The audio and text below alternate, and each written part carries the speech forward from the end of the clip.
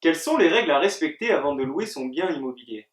Avant de mettre en location un appartement ou une maison, un propriétaire doit réaliser différentes choses. Certaines sont imposées par la loi, d'autres sont fortement recommandées car il sera après trop tard ou beaucoup plus difficile pour revenir en arrière et modifier ses choix.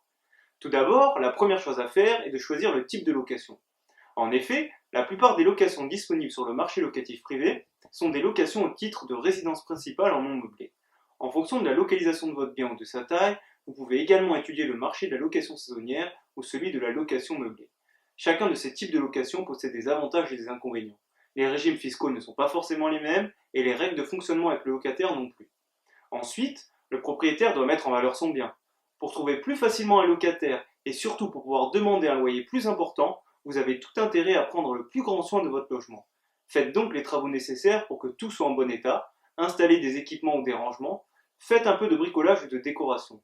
Cela ne coûte pas grand-chose et cela vous permettra d'augmenter de manière significative la rentabilité de votre placement.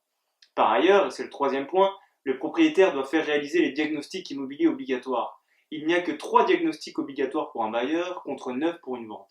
Il s'agit du diagnostic de performance énergétique, du diagnostic plomb et de l'état des risques naturels et technologiques. Pour les biens en copropriété, votre syndic doit également vous fournir différents diagnostics immobiliers sur les parties communes. Les résultats de ces documents doivent être annexés au contrat de location. Il est donc impératif de les avoir fait réaliser avant de trouver un locataire. Il faut également s'informer, et c'est le quatrième point, sur le prix des locations équivalentes et fixer son loyer. Pour réussir votre investissement dans l'immobilier locatif, vous devez impérativement tenir compte du marché de la location dans votre ville.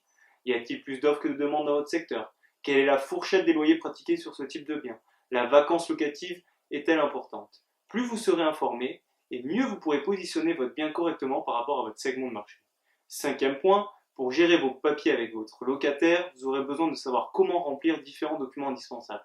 Cela va du contrat de location qui fixe les conditions et les détails de la mise à disposition d'un logement en échange d'un loyer, à un état des lieux, une quittance de loyer. Enfin, le bailleur doit chercher un locataire. Un bon locataire qui paye en temps et en heure, qui ne pose pas de problème particulier et avec qui vous pouvez échanger facilement au sujet de location d'appartement ou de maison est le rêve de chaque investisseur. L'étape de la recherche de locataire est donc cruciale et déterminante. Ne négligez pas les possibilités de louer votre bien par le bouche à oreille. Un ménage recommandé par de la famille, des amis ou des collègues aura déjà la confiance de votre proche pour qu'il soit proposé. C'est un élément de sécurité à ne pas négliger. Pour finir, une fois que votre locataire sera en place et que vous toucherez les premiers loyers, il faudra bien penser à intégrer ces revenus complémentaires à votre déclaration de revenus aux impôts.